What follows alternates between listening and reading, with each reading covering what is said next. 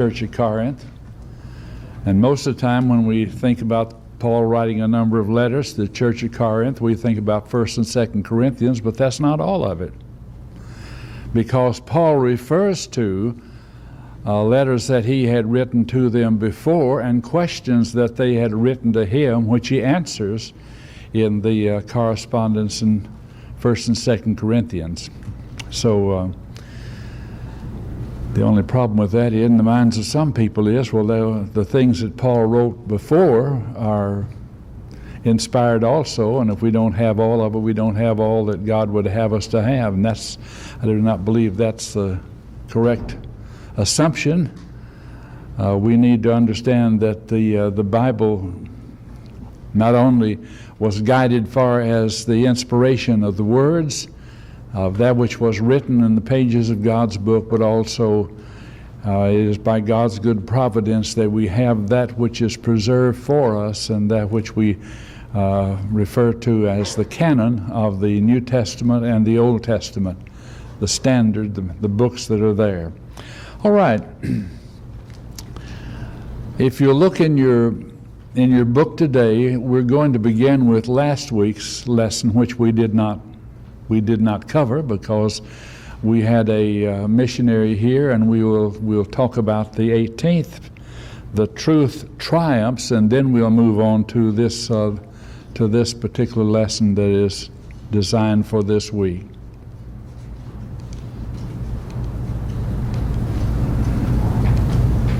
All right, truth triumphs. 9th chapter of the book of Esther, verses 1 through 11. There are many problems that arose along the way. And I think these two books that we have been studying this time, the book of Ruth and the book of Esther, have been particularly helpful to us as we think about the difficulties and problems that come. God did not promise to us that there would be no problems, that we simply would have all of our problems taken away. We need to realize that there will be ups and downs. The vicissitudes of life affect all of us. But the Christian, as he goes through life, has a different outlook, believing that God makes all things work together for good, not that all things are good, but nevertheless that the Lord blesses us along the way. And there will be good times, there will be bad times. That's the way it always is. And we need to remember that when hard times come, that it generally doesn't last forever. This too will pass. And when good times come and we think we're on top of the world, not to get too carried away, because there will be hard times and times of sadness and sorrow that will come into our lives and will try us. But these things are the things that make us stronger. And God has promised to be with us. He said, I will never leave you. I will never leave you nor forsake you. We need to believe that to be the case, even though we may not understand why God doesn't do some things that we would like for him to do, and why he does it in ways that we never expected him to do, whatever the case. But as we come to this point, it says, now the 12th month, that is the month of Adar, on the 13th day of the same, when the king's commandment and his decree drew near to be put into execution, the day that the enemies of the Jews hoped to have power over them, though it was turned to the contrary, that the Jews had rule over them that hated them. So this is what really happened. And you look back, of course, in all of this, first of all, with regard to the time that Vashti was deposed, and they began to look for another lady to be queen, and they took a year's time to try to arrive at just who it might be. And I believe by God's good providence that it was Queen Esther. She was beautiful, but she was more than just beautiful on the outside. She was one who was wise and willing to take good counsel and help from her relative, and the kind of advice that he gave to her were things that were very helpful, but I believe also she was willing to take the the kind of suggestions that were given by people who were knowledgeable of just what should be done, and it's wise that she was. And we see the kind of judgment that she had. So here, as you remember, Haman had arranged for the people of God to be destroyed. He set it up where it was almost a year in advance. He did that, I believe, because of superstition. He decided that surely are times that are more fortunate, and so he gambled on the matter, as it were. He cast lots, and the lot fell upon a date way in the future and gave them a good opportunity to get ready for the time. And as we come to this particular point, it is the 12th month, that is the end of the year Adar, the 13th day, that it was drawing nigh here, it says, that they would be able, the enemies would be able to execute them and to put them to death, but the Jews had power over them. Now, why was that the case? Because of what Esther had done, because of the encouragement of Mordecai for her to go in before the king, even though it was very dangerous for her to do that. If he had not raised the scepter, she would be put to death. But she did it, and she did it on more than one occasion. She went in because that was the right thing for her to do in order that they might counteract what was already passed into law. So it says here in the last part of this that the Jews had power over them. It was turned to the contrary, and the Jews had rule over them that hated them.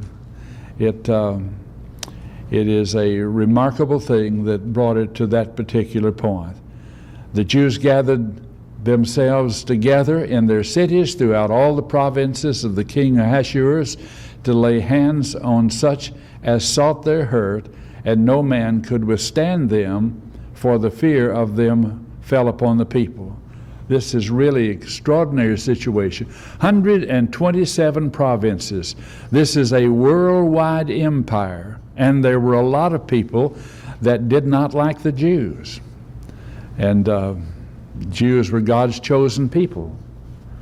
One of the things about the Jews as God's chosen people is that they are very proud that they have been God's chosen people, and they make a lot of enemies because of the kind of attitude they had toward others. In many cases, they had an attitude toward others and looked down upon them because they were immoral and they were doing things that were not right. And as God's people, they live by a higher moral standard.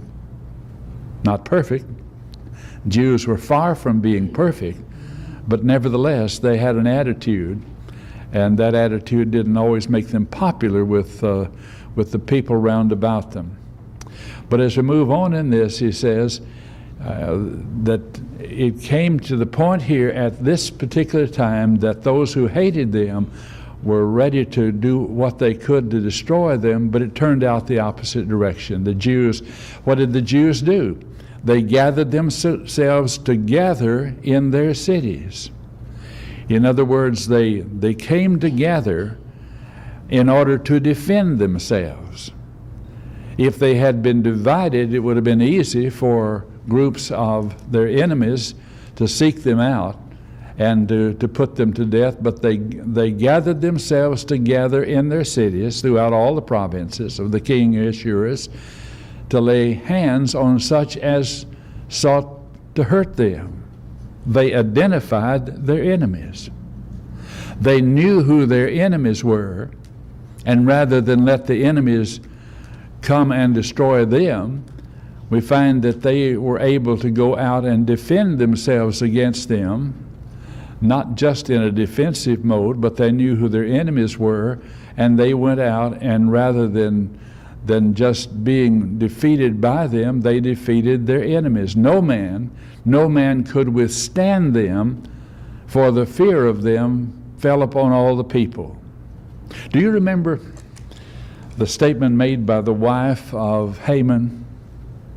When Haman had been so proud in all of this, and he came home, and he came home complaining how that on the day that he thought he was going to be victorious over Mordecai, that the terrible things that had happened to him, and he came, and his wife and his friends said to him that you will not be able to stand before Mordecai, because the Jews and Mordecai are going to be successful. They recognized that there was a divine power behind what Mordecai and the Jews were doing, and that Haman would fall before them.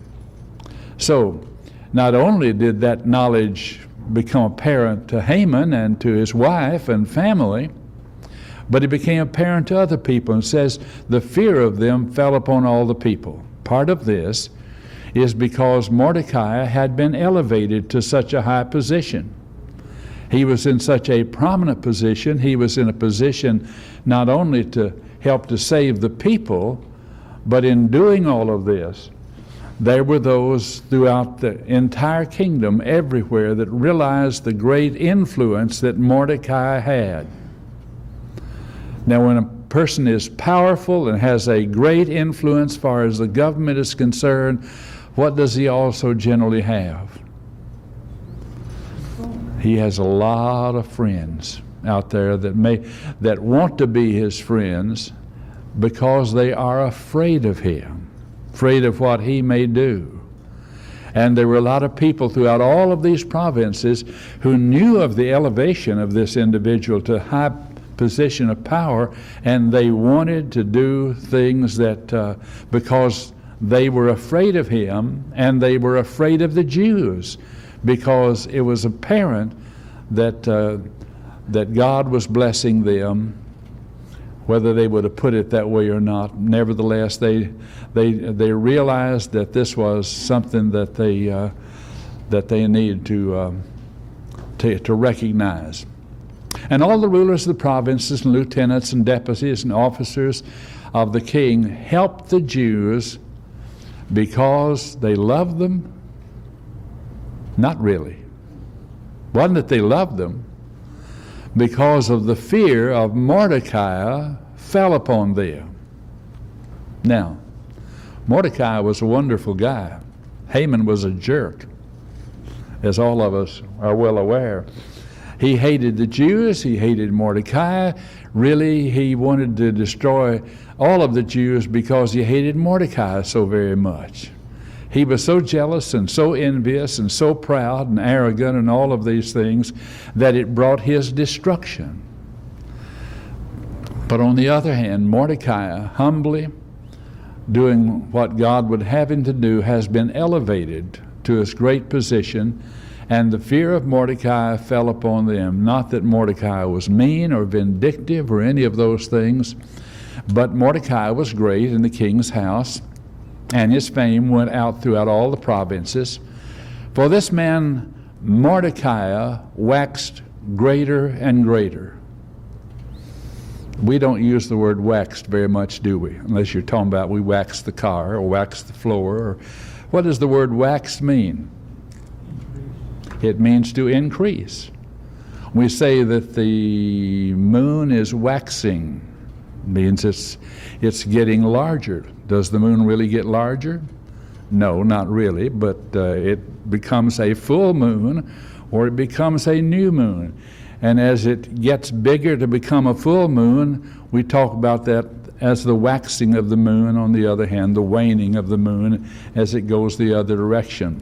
So here's a man who is waxing greater and greater. We don't use the word very much, but we need to understand it. He grew greater and greater. Thus the Jews smote all their enemies with the stroke of the sword, and slaughter and destruction, and did what they would unto those that hated them. Now what are they really doing? They're defending themselves. Do Christians have the right to defend themselves? We had a series here not too long ago, School of Preaching, on do you understand biblical morality?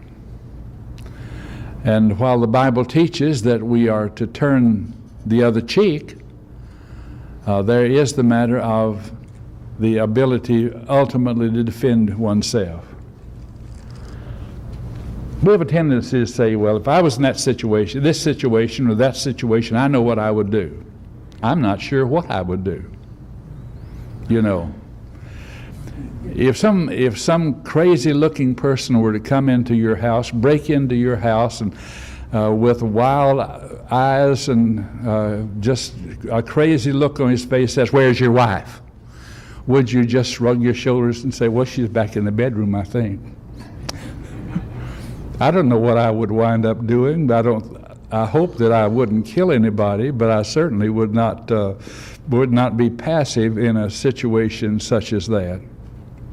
We have the right and the responsibility of taking care of our own, providing for our companions and our children and those that are around about us like that. So in this particular case, there are those who not only hate them, but are bent upon their destruction and wanted to kill all of them. And in this particular case, they went after the people who were coming after them with sword and slaughter and destruction, and did what they would to those who hated them. Moving on.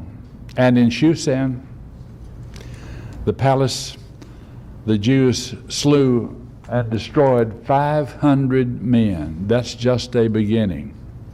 Remember, there's 127 provinces out there. And as you get into verse 7, you get into these are the names of those sons of Haman.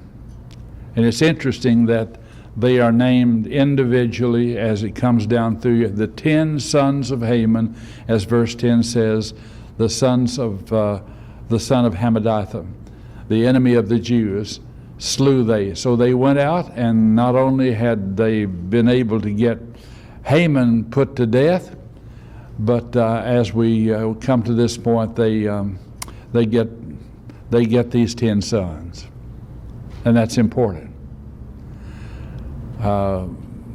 If they had let these 10 sons live, do you think these 10 sons would be wanting to take vengeance on the Jews as long as they lived? Probably they would. I mean, you know,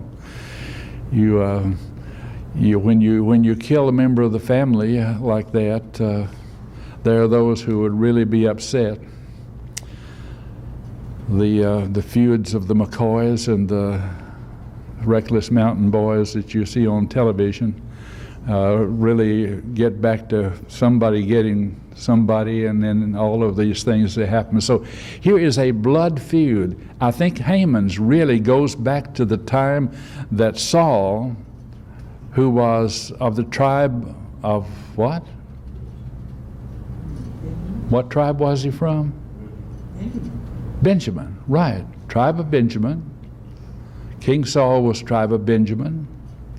Incidentally, Saul of Tarsus was tribe of Benjamin. They were a left-handed group of people who could really throw the stone from a sling and hit the target with remarkable accuracy. And they were brave as everything. So anyway, they had been ordered to go out and to destroy the Amalekites, and they didn't really do it as much as they should. But in this particular case, and incidentally, when they went out and destroyed the Amalekites and all of that, what about the spoil? Destroy everything. They wanted it. They wanted to keep it. God had said, destroy all of it, but they brought back what? The best of the sheep and the oxen. It's going to be interesting in this that they did not touch the spoil. They could have, and Mordecai indicated that they had the right to do it, but they're not going to do it. They did not choose to touch the spoil, but they went after their enemies. And as you look on in this here, that first of all they get the 10 sons of Haman. And on that day, the number of those that were slain in Shushan, the palace, was brought before the king. Now, the king is interested. And the king said unto Esther the queen, The Jews have slain and destroyed 500 men in Shushan, the palace, and the 10 sons of Haman. What have they done in the rest of the king's provinces? Now, what is thy petition? One of the things he asked over and over again with regard to her is, what is your petition? What is your request? She wasn't quick to tell him that, but she ultimately had told, what is your request now, is what he has really asked. And here again he says, after what is your petition? And it shall be granted thee. And, or what is thy request further? And it shall be done. So she's on good terms with the king. He just wants to know, what would you like for us to do? Then said Esther, if it please the king, let it be granted to the Jews that are in Shushan to do tomorrow also according unto this day's decree, and let Haman's 10 sons be hanged upon the gallows. Why would you want to hang them on the gallows? They're already dead, and they're not about to come back to life. She wants this to be an object lesson, don't you think? She wanted everybody to know what was being done here. And so they hanged them on the gallows even though they were dead. Those gallows that were 75 feet up in the air. And Haman had been hung there, and now his 10 sons are to be hung on the gallows. The king said unto Esther the queen, the Jews have slain and destroyed 500 in Shushan the palace, the 10 sons of Haman. What have they done the rest of the king's province? What is thy petition? It shall be granted thee. And this is the same thing I was just reading here. And the king commanded it so to be done. And the decree was given at Shushan, and they hanged Haman's 10 sons. And the Jews that were in Shushan gathered themselves together the 14th day. So 13th day, they went out and fought against their enemies, and they were successful. And so she's asking for another day that they can go out and do what needs to be done. On 14th day also, in the month of Adar, and slew 300 men at Shushan, but on the prey they laid not their hands. This wasn't for financial gain. That wasn't what they were trying to do. They were trying to defend themselves. That's exactly the way they wanted it to be recognized, not just as a greedy situation in order to get the possessions of these people. But other Jews that were in the king's provinces gathered themselves together and stood for their lives, and had rest from their enemies, and slew their foes 75,000, but they laid not their hands upon the prey. 75,000 in one day. That's a lot of people.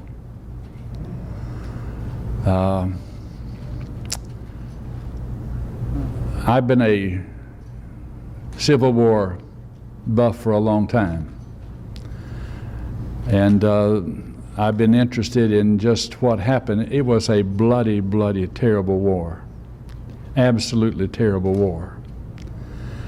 When the war was coming towards its close, right there in Giles County where I was, the forces had marched through under General John Bell Hood.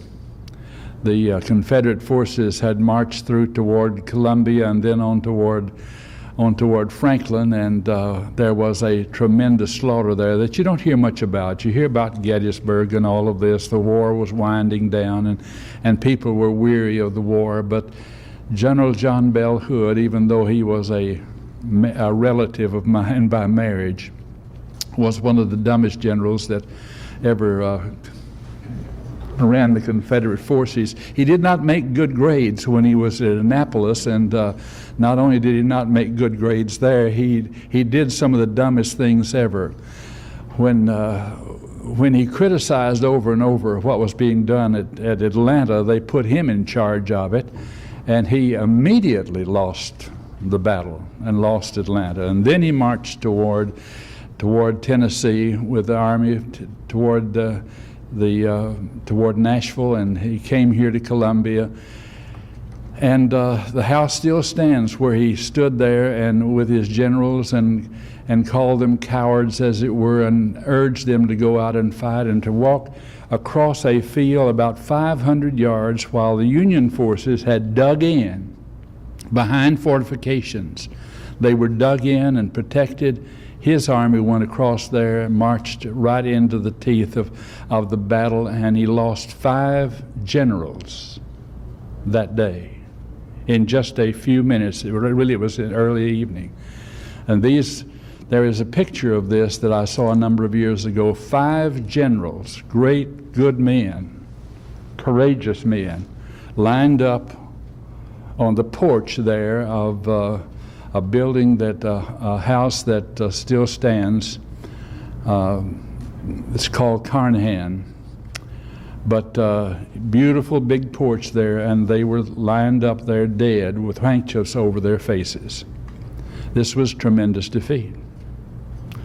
The Battle of Nashville was lost at Franklin, and they came back right through Pulaski, headed toward Minor Hill in defeat, because the kind of way that General Hood had fought the battle.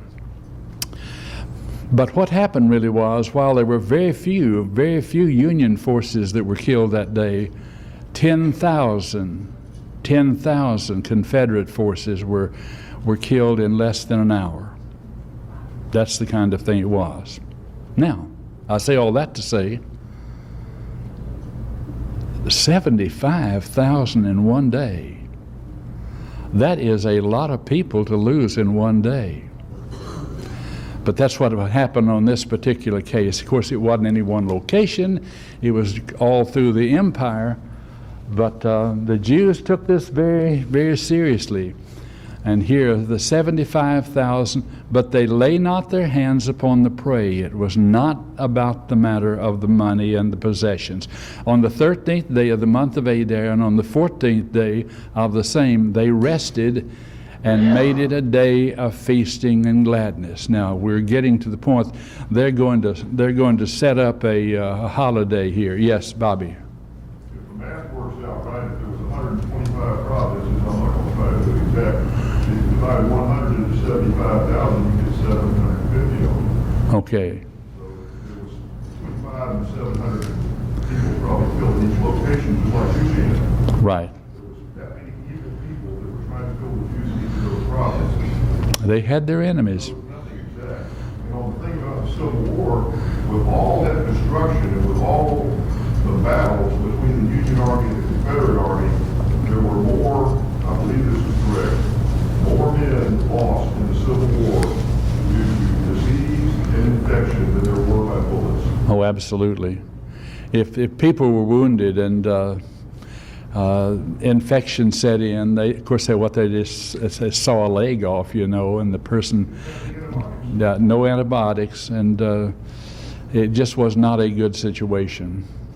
Today we have an entirely different situation. People are really injured terribly, but because we are so good at taking care of everything, we put them back together without legs and without the ability to do some things, but nevertheless they live. What a difference. Yes? Well, important to note too that it's mentioned that they killed 10 sons of Ham. Right. Not 8 out of the 10, 9 out of the 10, but all 10, which right. I guess prevented reprisal or revenge for future generations of the Jewish people. Absolutely. And that's the real thing. And they made it painfully obvious that as you look at this situation, you're going to see that they make it obvious that it's not a good idea to go against the Jews because God was on their side. That's what they were trying to do. So it turns into a day of feasting and gladness. Now, there are two sides to this particular holiday that's coming up. There, of course, is the sadness and the sorrow and the weeping. And all. They had nearly a year of sadness and sorrow because of what was come upon them, what the decree had said. But in this in these 2 days here, what a turnaround as you look at it. So we move on now in this to what really was to be the lesson for today, the day of Purim proclaimed. Where's he get the name Purim? What's it come from?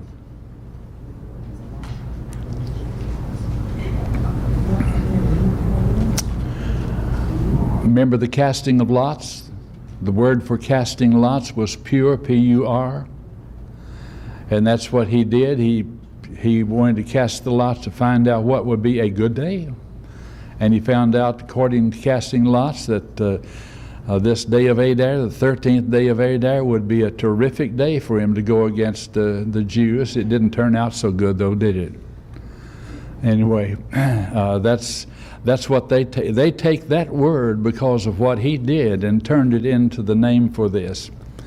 So, but the Jews that were in Shushan assembled together on the 13th day thereof, on the 14th day thereof, and on the 15th day of the same. They rested and made it a day of feasting and gladness. Therefore the Jews of the villages that dwelled in the unwalled towns made the 14th day of the month of Adar a day of gladness and feasting and a good day, and sent portions to one another. So they began to give gifts and do things and make this a time for a time of feasting and fasting. How do you like Thanksgiving? All of us like Thanksgiving, don't we? There's something about a day of feasting and fasting and getting the family together and exchanging gifts on holidays like this that causes people to really appreciate it and to remember it. So in verse 20 it says, And Mordecai wrote these things and sent letters unto all the Jews that were in the provinces of King Ahasuerus, both near and far, to establish this among them, that they should keep the 14th day of the month of Adar and the 15th day of the same year. So there's something about certain things that cause people to remember them. Every one of us remember where you were on the day that the towers were hit in New York City.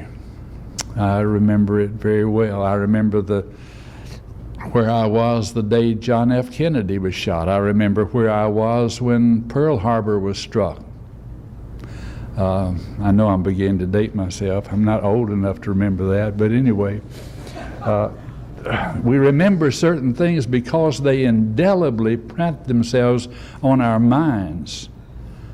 And we use that kind of slogan, remember Pearl Harbor. Remember the Alamo. I wasn't there for that and don't remember that one, but anyway, we remember these things, and Mordecai is smart enough to say this is something we need to make a holiday out of this, and we need to remember. So he wrote letters to all of these provinces, near and far, to establish this among them, that they should keep the 14th day, the month of Adar, and the 15th day of the same year. You know, it just occurred to me we have never set up a holiday, far as I know, that has 2 days to it. That would be nice. I know those who get off from work would love to have one that was a 2-day holiday, but anyway, this was one that what they were going to really remember and enjoy. And the days therein the Jews rested from their enemies, and the month which was turned in unto them from sorrow to joy, from mourning into a good day, that they should make them days of feasting and joy, and send portions to one another and gifts to the poor. So this is a wonderful, wonderful way of really remembering all of this. And the Jews undertook to do as they had begun, and Mordecai had written unto them, because Haman the son of Hamadiah the Agagite, the enemy of all the Jews, had devised against the Jews to destroy them, and had cast pur, that is the lot, to consume them and to destroy them. So there's the name for the casting of lots there, and the way they remembered it. And when Esther came before the king and commanded by letters that his wicked device, which he had devised against the Jews, should be turned upon his own head, and that he and his sons should be hanged on the gallows. Wherefore they call these days Purim, after the name of Pur. Therefore, for all the words of this letter, and for that which they had seen concerning this matter, and which had come unto them. So here then, there's the way the name originated, and that's the way, not just here in the area where the decisions were made, but throughout all of the provinces. They're going to set this up as not only a day to remember, but as days to remember, as they look from this matter of sorrow right on down. And it says that the Jews ordained and took upon them and upon their seed and upon such as joined themselves unto them, so that it should not fail, that they would keep these days according to their writing, according to their appointed time each year. In other words, the Jews, their families, and those who were identified with them, those who became proselytes to the Jews' religion, are going to remember this day. And verse 28 says, and that these days should be remembered and kept throughout every generation, every family, every providence, every city, and these days of Purim should not fail from among the Jews, nor the memorial of them perish from their seeds. Some things we need to remember. Why do we take the Lord's Supper? To remember. It says across Lord's tables around the world, this do in remembrance of me. That's what Jesus said. We need to remember certain things. We're forgetful, aren't we? We have a tendency to forget the things that are really important in life, the spiritual matters. We get so wrapped up in the day-to-day affairs of things that are trivial, important, but trivial, but not really the most important things. So they're not going to perish from their seed. Then Esther the queen, the daughter of Abihail, and Mordecai the Jew, wrote with all authority to confirm this second letter of Purim. And he sent the letters unto all the Jews in the 127 provinces throughout the kingdom of Ahasuerus with words of peace and truth, to confirm these days of Purim in their times appointed, according as Mordecai the Jew and Esther the queen had enjoined them, and they had decreed for themselves for their seed the matters of the fasting and their cry. And the decree of Esther confirmed these matters of Purim as it was written in the books. So what's happened is Mordecai has written and to all his provinces and encouraged this. And Queen Esther also writes to confirm this. She's not changing anything. She's simply reiterating, causing it to be something that they both certainly want to happen. And that's the reason across all of these years, the days of the 13th, 14th, and 15th of Adar fall within the latter part of February and the early part of March every year. And Jews remember certain days, and this is one of those things that they certainly remember. Jews are good at remembering. They are not going to forget. They do not forget the Holocaust. They do not forget a lot of things. And this was one of those things they should. Unfortunately, they didn't always remember God as they should, as faithfully as they should. That's a lesson for all of us. God help us to realize that God's good providence is with His people. We don't always know how it's going to work out. We need to pray that God will bless our efforts and our labors and help that which we're striving to do to work out. But to realize that God does care for His people. He said, "Lo, I'm with you always, even to the end of the world," or end of the age. Matthew chapter 28 and verse 20. And then the statement in Hebrews chapter 13, I will never leave thee nor forsake thee. We need to remember that. We are never alone. Well, our time has gotten through this, and we've looked at both lessons and not covered them as extensively as we perhaps should have, but that's the time we have, and we're going to stop at this.